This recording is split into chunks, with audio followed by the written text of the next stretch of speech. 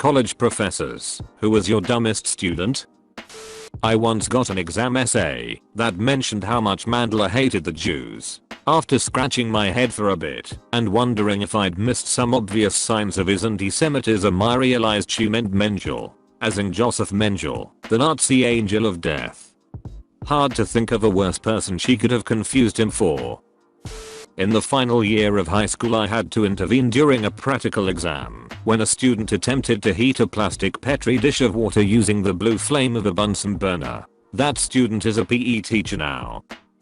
My first year teaching, I had a student who had failed the previous year due to missing too many cooking labs to pass and not handing in half the assignments. I had rewritten the curriculum and assignments. I noticed that this student hadn't been handing certain things in and had been skipping my lectures, so I decided to have a chat with them. They thought their marks for that semester were cumulative with their previous year's mark, with a different curriculum, different assignments, and a different professor, so they just had to make up enough marks to get a passing grade. This is a post-grad program. They had a BSc in dietetics.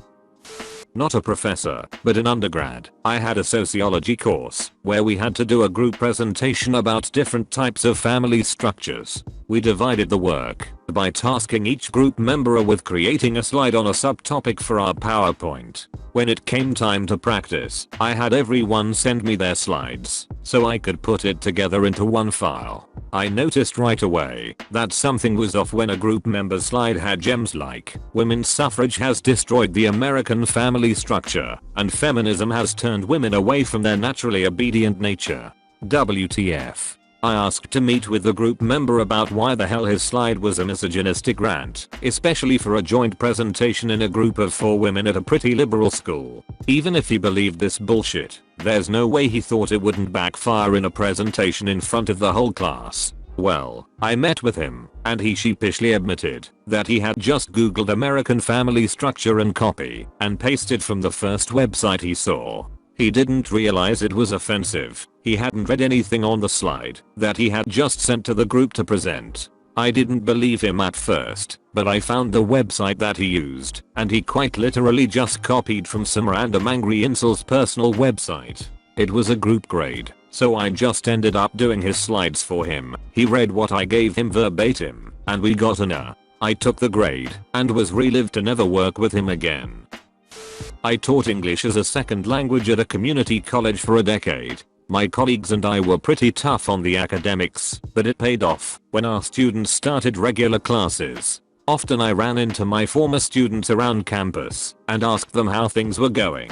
I lost count of the number of times they expressed disbelief at how badly their native-speaking American classmates were at writing sentences, doing math, and giving presentations in front of a group.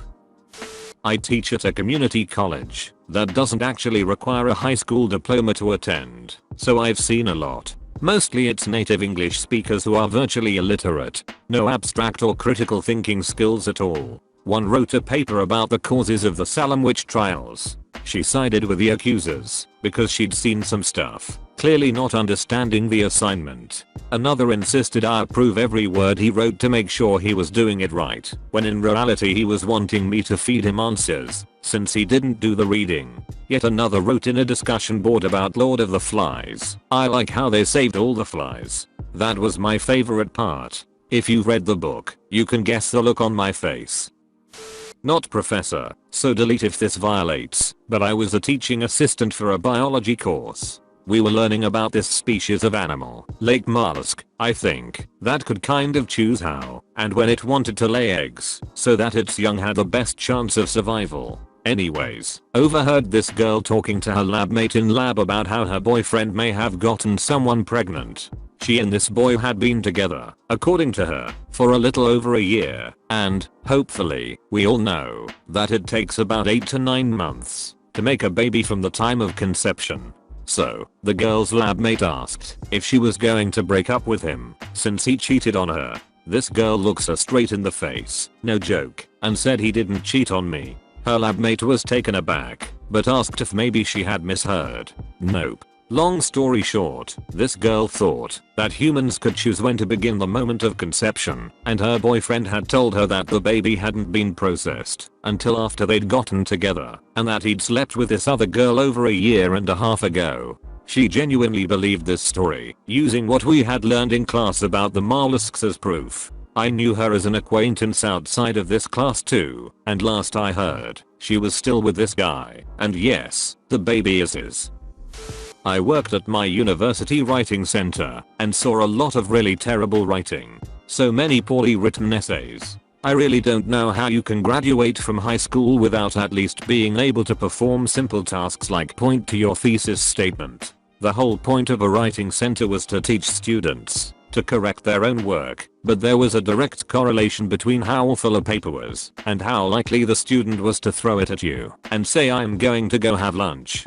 Will you have it fixed in an hour?" Then try to leave. The tutors all got really good at an authoritative, "Stop right there. Sit down. Now let's talk about how you are going to improve your paper." The most frustrating papers were the science majors. I could never tell if the paper was terrible or I just wasn't following the details of their experiment on chlorinated aliphatic hydrocarbons or whatever. The absolute worst was the English master's degree student who came in several times with absolute gibberish. To be fair, English was his second language, but are you absolutely sure you do not want to consider a career change, my good sir? I used to work at an English help lab at my university. I had no problem helping the English as a second language students because they had a tough challenge working outside their primary language. What killed me is how some of these native English speaking kids got out of high school still writing incomplete sentences, run-ins, tense disagreements, and having basic vocabulary and grammar errors. I went to an engineering school, so yes, some of these guys probably were good at math and bad at English, but you still need to be able to communicate. I don't have any one good story, but I will say that there was no pattern. Inner city kids, suburban kids, country kids, East Coast, West Coast, South, North, Midwest, whatever, all have the capability to graduate high school and still write incoherently. I was a graduate instructor for a scientific writing class where students were trained in how to consume and report on research in the form of a literature review. One student kept quiet the whole semester and declined help when I reached out to him periodically throughout. His term paper came in with a rest, but it was markedly different. He had written 20 pages on why science was a tool of the devil, complete with quotes from the Bible, and didn't even format the paper the way I had been teaching students all semester. Included in the paper was a snippet of an interview he conducted with his pastor. I gave a failing grade on the paper and recommended to him that he change majors to religious studies or something. I'm still a little lost as to why he was in my class, since some of its prerequisites were empiricism heavy courses. I'm fine if someone wants to rely on religion over science for their worldview, but if you're going to be in a science class, at least do the assignments according to the rubric. I hate to stereotype, but pretty much all male student athletes make me think this. Football and basketball players are the worst. Folks who play minor sports like golf or lacrosse or anything that isn't football, basketball, baseball, or soccer tend to be okay. Oddly, the majority of the female student athletes I've taught have been hard workers. If they don't do well on an assignment, they email me to discuss their grades and what they could do to improve. If they are not doing well in class, they'll come to office hours before the athletics department sends out a progress report form to faculty. They participate in class. Many of my female student athletes were solid A students. The male student athletes, I often struggle to understand how they made it out of middle school. Their verbal fluency is far beyond grade level. Their writing is abysmal. They put no effort into class. They're lazy. It's frustrating because they have way too much institutional support. They get their own tutors, and there's a whole support structure built up that other students do not get. I can probably count on one hand the number of male student athletes that made an A in my course, and it's really easy to earn an A too. I try to help as best I can, in a way that is also fair to other students, but at the end of the day they are getting the grade they earned. Worked as a TA for a group of professors who taught a new remedial algebra class for students who had a non-traditional pre-college experience or who hadn't taken enough math in high school to take even basic college level math. I didn't work much with students. My work consisted mostly of grading and doing the homework assignments and working exam problems to catch errors or things that might confuse people.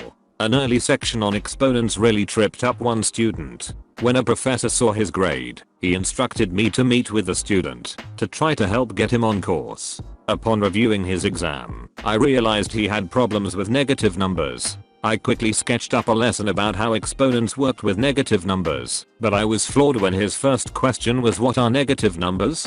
I spent an hour and a half working with him to no effect. I'm not even sure he even believed there was such a thing as a negative number. Later in the semester, he failed to grasp the idea that fractions had decimal equivalents, had no hint of how to approach a story problem, missed every exam problem involving percentages, and utterly butchered the use of parentheses and brackets. He got a 13 over 180 on the final. That's 7.22% for math wizards of this guy's stature.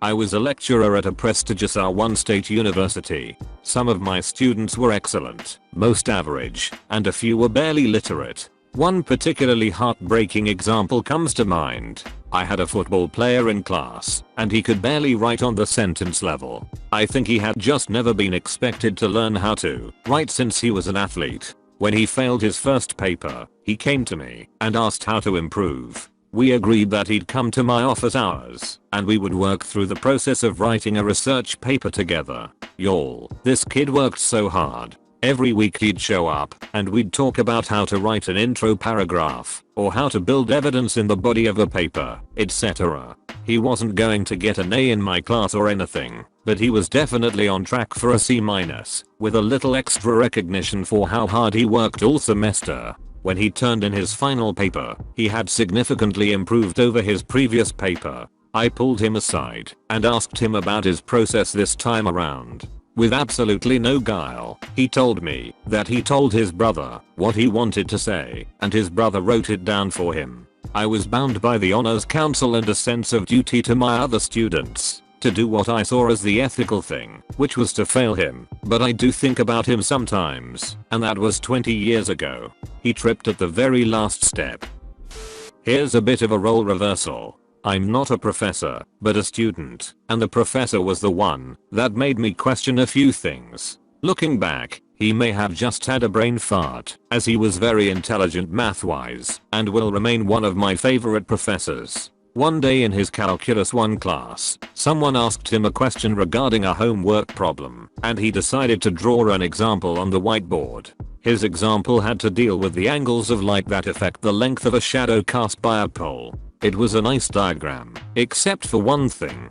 He put the light source on the same side of the pole as the shadow. Every student who was paying attention was thinking the same thing. Then someone pointed it out. My professor disagreed. The rest of the class began to chip in. The professor then proceeded to try and convince a class of calculus students that a shadow is cast towards the light source. For half an hour, my brain melted. I think he ended up giving up and just moving on.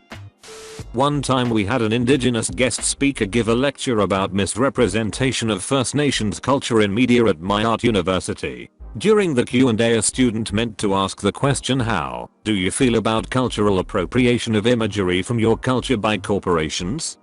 Instead she asked, how do you feel when, like H&M sells like underwear and stuff that has like feathers on it? I have never cringed so hard in my life. The guest speaker had no idea what she was even asking him. Not a professor, but I had a sweet mate who should have never left home. A week before the semester starts, new students are required to attend preliminary courses to learn about the college and their major. It's essentially a college 101 course, and transfer students are exempt, so I was in my room. My sweet mate was not, however, so I asked why she wasn't at her course, and she told me I'm just not going to go because I don't want to, and it's not like they can make me. She got an email from the dean of her college after the first day. She then exclaimed how she wasn't required to respond, and if she got another email she'd have her mommy call and deal with them. It did not go well. Then about halfway through the semester another incident occurred. She poked her head in my room to warn me her mommy was coming, and I needed to hide my alcohol. She did this frequently, even though we didn't share a room, and I was 22 at the time. She had called her mom down to the university to talk to the dean. The issue at hand was she felt targeted by a professor because he would call on her in class. She admitted he was doing it because she wasn't paying attention and was texting, but that it was no excuse to make her feel ashamed in front of people. She failed out her first semester. As a TA, while I was working on my teaching degree, we had a student that was missing her lab workbook in chemical second on the second day. She said it wasn't lost, just that she no longer had it. When pressed on the subject, it turns out she refunded it for cash after buying it on stipend so she could get new hair extensions. She didn't pass the class for other reasons. Like and subscribe for more Reddit videos.